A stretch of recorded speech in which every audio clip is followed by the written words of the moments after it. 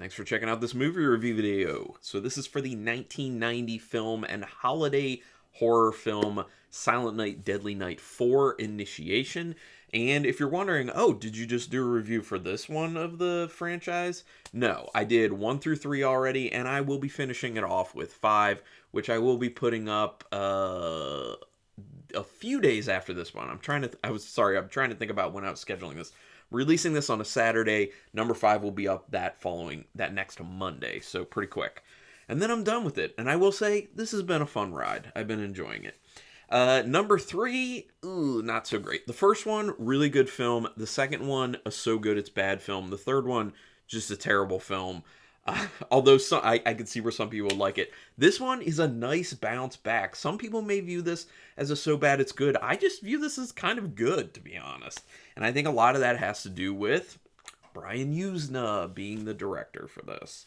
So like I just said, Brian Yuzna directed this, and if you may be saying, I know the name, but I'm not sure what he's done. He did the film Society, which is actually sitting over there in the stack right here, and has been there for a while, and I need to watch and review it. I've already seen it a few times, but I need to review it. Love that film. Bride of Reanimator, Beyond Reanimator, Return of the Living Dead 3, and Progeny, just to name a few. I do like what Brian Yuzna does, typically. This is also written by Zeph E. Daniel, who wrote the script for Society, Bride of Reanimator, and Dementia. And Richard N. Gladstein, who wrote The Time Being, and also Arthur Gorson, who wrote Silent Night, Deadly Night 3, Better Watch Out. That sucks. Bad. So Daniel incorporated several ideas he had for his Society script, but ended up not using, which you can definitely see that influence in this.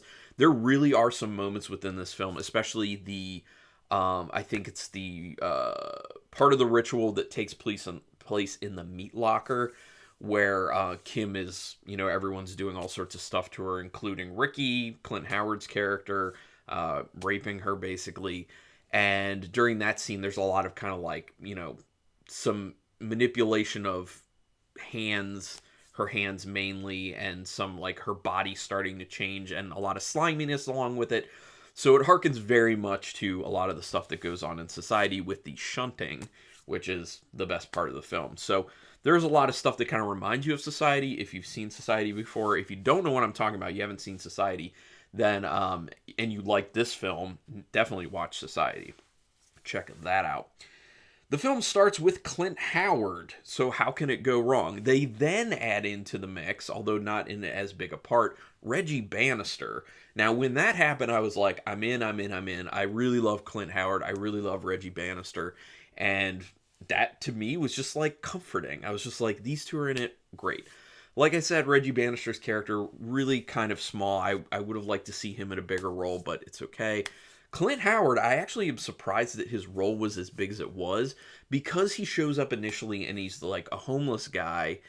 Usually those types of characters, especially during this time period with film, they weren't bigger roles. They were typically just kind of like characters that are around to, convey, or either to be like a crazy person, or just to convey that it's a city that has a lot of poverty issues, stuff like that. They're not treated kindly in film a lot of the time, especially during this time period. So I was obviously his character's not treated all that kindly either, but I was just very surprised that his role was as big as it was. And I was very glad that his role was as big as it was, because this is one of my favorite Clint Howard roles. This is my first time seeing this film, and I was all in on the Clint Howard performance on this one. I love him in Ice Cream Man. That's probably my favorite performance of him, just because it's such a fun movie, and I have a review for it on my channel if you want to look for it. I did it a few years ago, and I think about 2 now. But anyway, this ranks up there. One of my favorite Clint Howard performances. Love it. The lady on fire falling from the rooftop definitely gets your attention and makes you want to learn what is behind all of this. And the great thing is, we actually do learn everything that's behind it. Why did that person fall off the rooftop with flaming legs? No, it was not spontaneous human combustion. But when they started talking about that in the film, I perked up a lot, because that's something I've had a fascination fascination with since I was in high school. Not because I believe in it or think it's an actual thing. I just think it's so like wacky and crazy and weird, and that some people do believe in it, that like, I don't know, it's just intriguing to me. So when they said potential of spontaneous human combustion, I was like, oh man, I'm interested. And if you do, by the way, want to see a film, a really good kind of horror film with a lot of heart that's about spontaneous human combustion, the movie Spontaneous. Highly recommend it. Very good. But anyway, back to Silent Night, Deadly Night 4. So I love how they really do hook you. You know, that whole thing with the flaming body falling, you are like, I need to know what's going on. And like I said, they do answer the questions that arise from that. Kim's distraction during sex with Hank shows how focused she is on her job. There are small things that people do in film, filmmakers employ to kind of get a point across about a character without actually saying it. And that's what happened with Kim. You know, she's sexually involved with Hank, they're getting it on, but she's very distracted by this crime scene that's showing up on TV because she's a reporter. So it gives you the idea that she's very interested in it for a particular reason. Then you learn that she's involved at this newspaper, and then you learn, and then you just assume, based off those two things being paired together finally, that she is very laser focused on her job. Now, this ends up being very important to the film because obviously it's a lot about women in the workplace and women who are wanting to be free of the male oppressive shackles in society at that time, and actually still going on to this day, unfortunately. But also that she just wants a career. You know, she's very career driven. She's very focused. She really wants to get in there and do a great job and really dig deep. So they do a good job of setting that up. You get a good sense that Kim's not taken seriously at her job because it's an old boys club. That gets established immediately when you first show up at her job. They do a good job of that without belaboring it too much. And then also note that basically every male character within this film really does suck, except for Hank, who's, you know, not like the greatest person in the world, but he's not bad, especially not in comparison to all the other guys in the film. And also the teenager, I think he's a teenager, when they say the boy, when that like coven, I'm just gonna call him a coven because they basically act like a coven, and it seemed like what was going on is witchcraft, or at least meant to be akin to witchcraft. So when they ask for the boy to be brought, who that is, you know, obviously very innocent. It's before he's even become a man, so he can't even be parasitic, as they kind of call out within the film. But I'll talk a little bit more about that later. When Ricky touches Kim at the bookstore, you get the idea that that's going to lead to something, especially because of the odd music that they end up playing. They then follow that up with Kim eating it looked like a date that the bookstore owner gave her, and was oddly very nice to her and engaging her way too much in conversation, to the point that you started feeling very suspicious of it. And paired with that music that was very much the same as when Ricky touched Kim at the bookstore, you just know something's amiss. You know a lot of these characters are off, and they have something in for Kim in one way or another. But you're very interested to see, how is this going to unfold? At least that's how it played for me. I was very much like, I'm into this. I'm especially keeping in my mind, this is Brian Yuzna. There's probably going to be some really interesting stuff. Oh, and also having seen in the beginning credits that Screaming Mad George was involved with this film. He did the practical effects, and a lot of those practical effects reminded me a lot of Society, like I was saying. They look great, they're over the top, they're nuts. Love it.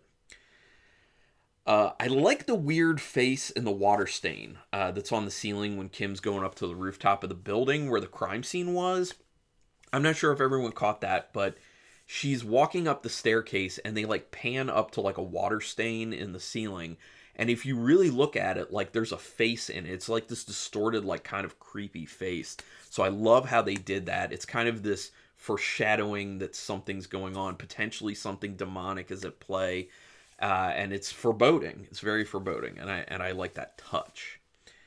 Why doesn't Kim question what that slimy bug is that Ricky ends up pulling out of that air vent on the top of the rooftop? She seems way too comfortable with what's going on with Ricky, to be honest. And especially to see something like that really slimy, very abnormally large bug. She just is like grossed out about it, and then she just like walks away, but doesn't question like, what is that thing? That's not like anything I've ever seen. It doesn't look of this world. But she doesn't question that. That's one of the kind of weird things that I saw in this. I was like, eh. But then again, I mean, she could have already been kind of under the spell of the bookstore owner at that point, which, I'm sorry, I don't remember that bookstore owner's name, and I didn't write it down, so I'm just going to keep referring to her that way, unfortunately. But yeah, so she may have already been under control. I don't know. Well, Hank's father's no charmer. When Kim goes to meet Hank's family, the mother is very much playing the role of the oppressed woman who is just there to be at the beck and call of the man of the house. She's doing the cooking, the cleaning. She's getting her husband another beer, which, by the way, the guy who plays Hank's husband, I believe was the judge, plays the character of the judge in Society. I believe that was the same person. Great job. But Hank's parents are supposed to show these typical gender roles that are kind of being brought into question within this film. You know, his mother in this typical, you stay in the kitchen, you do everything for the man situation, and the father being in that position of, you know, I'm the man of the house and I'm going to tell everyone how it is. And yeah, so that's what they're supposed to be within this. As soon as Kim opens the book at her place and you see the page on Lilith, it became clear to me that she's supposed to be a Lilith-type character. Really, it was kind of more of a situation where she wasn't naturally going to be a Lilith-type character. It was a character, it was a person that this coven were trying to make her into, in essence, which is what they were trying to do initially with the bookstore owner's daughter. And then she lost her. That's who was on fire, falling from the rooftop in the beginning of the film. So we learn that. And Lilith obviously is the opposite of Eve in the Garden of Eden with Adam and Eve. And they actually talk about that stuff within the film. You know, they talk about Adam at one point as far as Adam and Eve goes. I think that's actually Hank's father who talks about that in a very fond way of saying, you know, women should be subservient to men. And then the people in the coven talk about, you know, Lilith, who is the opposite of Eve and, you know, wouldn't bend to the whim of Adam and was very independent. So you notice that that's kind of what's at play. Once the older lady calls herself an old crone, that's when they're having their picnic at the park. You get the idea there's a witchcraft element to this, which fits with the book, because the book as well looks very witchcrafty. You know, you see that page with Lilith on it. It looks very much like there's some sort of ritual going on. So you really just start to make these connections that's going on. Also, the fact that it's all women that she's meeting up with, and the old woman calls herself an old crone. That is typically a term that's only really used for, like, old female magic users, basically. Like, witches, typically. At least as far as film and literature goes. Hank showing up at the park to get Kim back to work shows her struggle of being stuck between a man's oppressive world and a woman's more liberated world. It really does seem like she's kind of enjoying herself and really relaxing and kind of breathing everything in when she's with them at the park, even though I don't understand why she just met up with them like that, because she's not like friends. I mean, I guess she was trying to spend a little more time digging in on this story to just see if they had any extra information. But the fact that she's, like, eating and drinking with them was a little weird. You think she would keep it a little more professional in that sense. Small plot holes, but, you know. But anyway, she's feeling something that has been in her wine, and she's laying down and she's feeling good, and then that's when Hank interrupts it. So it kind of gives a little bit of this idea of, like, she's starting to connect with her more feminine, empowered side, and then Hank shows up and kind of messes it up and then leads her back to this male-dominated world, which is her workplace. Although, at that point is when she gets the news that she's allowed to work on this story, which they previously were just like, oh, no, you work on, like, the calendar and events and stuff like that. Like, you're not allowed to do, like, real work because you're a woman. So she finally starts to get something. And my assumption on that is that it's a part of this whole initiation ritual that's going on, that it is giving her these powers that's starting to empower her and give her a better life situation. And you think back to the opening credits and all those spirals when you see the big one on the rooftop with Kim and Hank. Kim even ends up standing right in the center of the spiral, and at that point, I feel like it's kind of foreshadowing that she is the center of this ritual, and that she's also in the center of the spiral that's going down, because that's typically the not euphemism, that's typically the metaphor that's used with spirals, is that things are going down, and she's at the center of it. So I think that's what they were trying to kind of do visually. It works. It's good. I like how Kim keeps eating and drinking things from the bookstore owner, and they make her feel bad, and she never questions it. She just keeps imbibing and eating this stuff. Like, it makes no sense.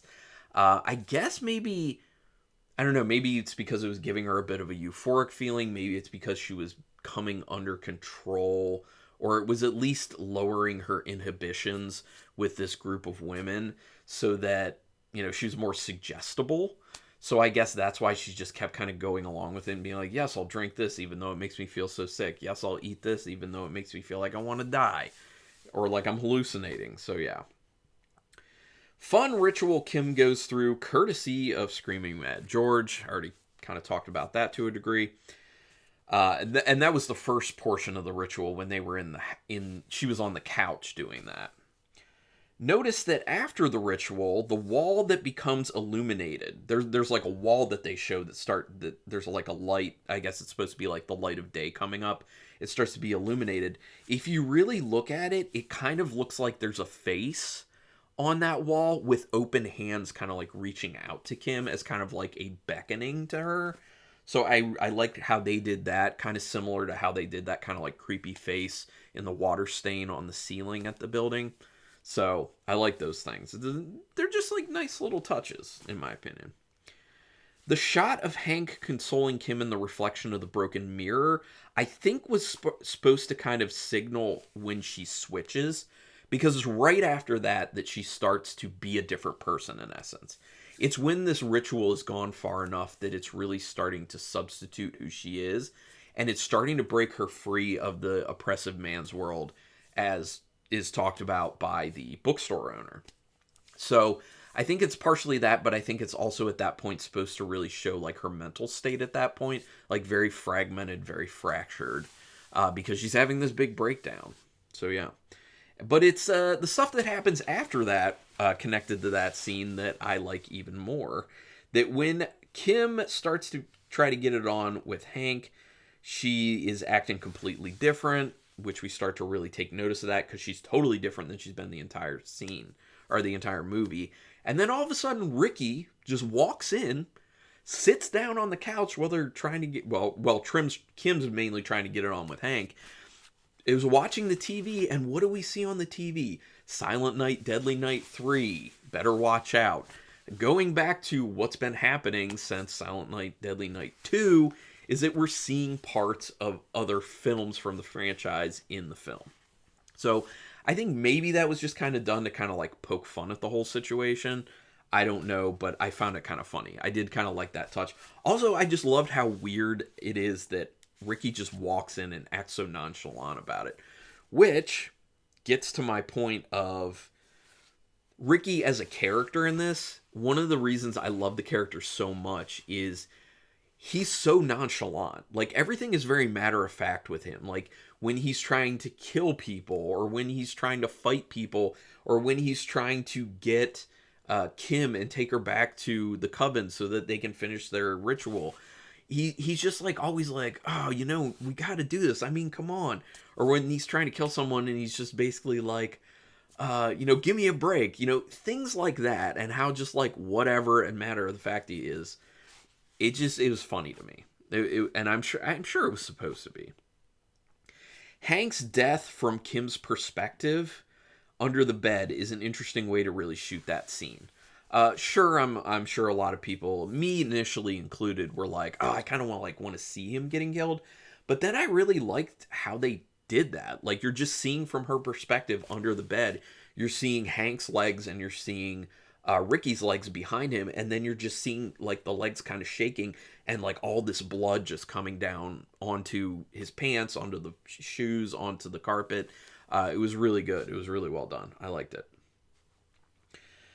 And then we have that scene with the rest of the ritual in that meat locker, or the meat freezer, and then the birthing portion, which is really, it's not so much supposed to be a birthing, as more it's supposed to be releasing the parasitic nature of society from your body, which is kind of what the bookstore owner says later.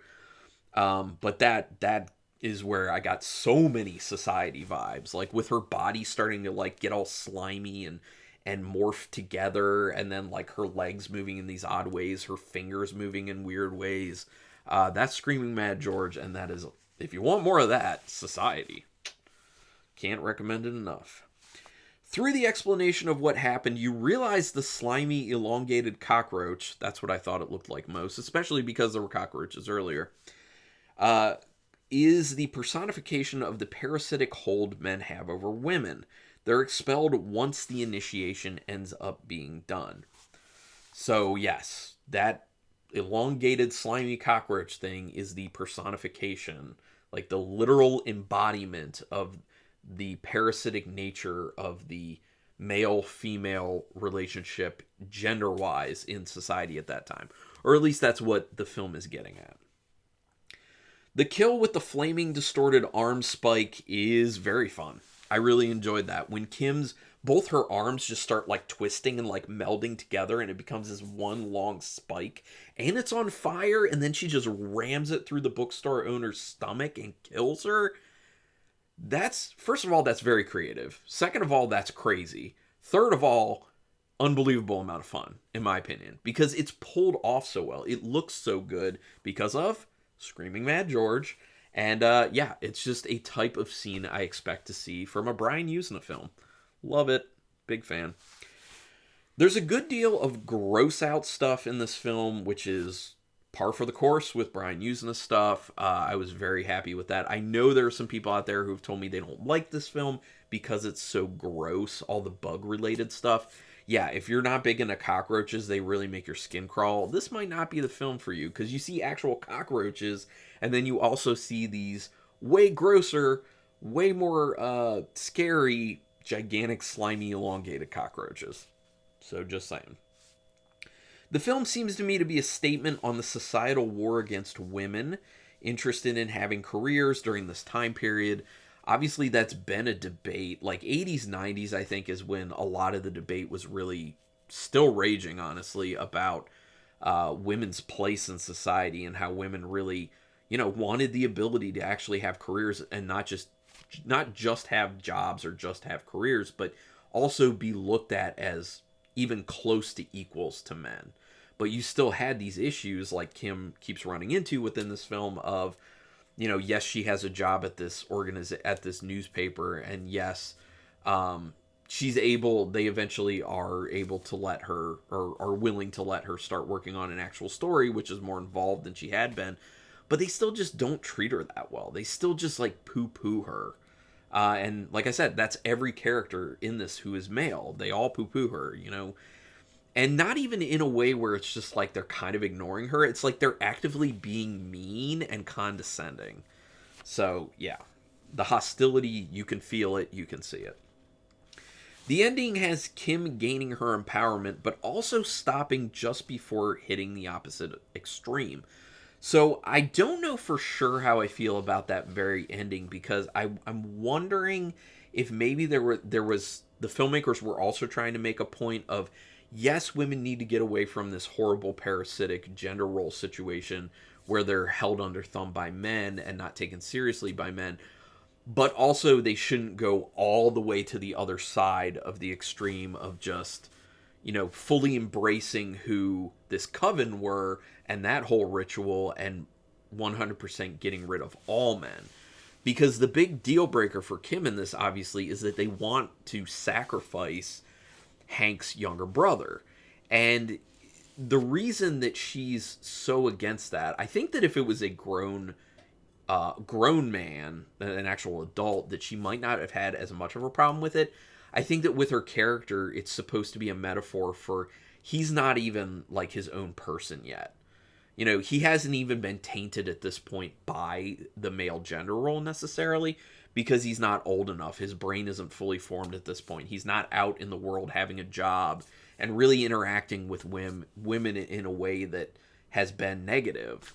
He's more of like a blank canvas. So he's still innocent. You know, he hasn't made a choice yet. And even we see, like, he could end up turning out like Hank, who wasn't that bad of a person. So, that's just my thought on Silent Night, Deadly Night 4 Initiation.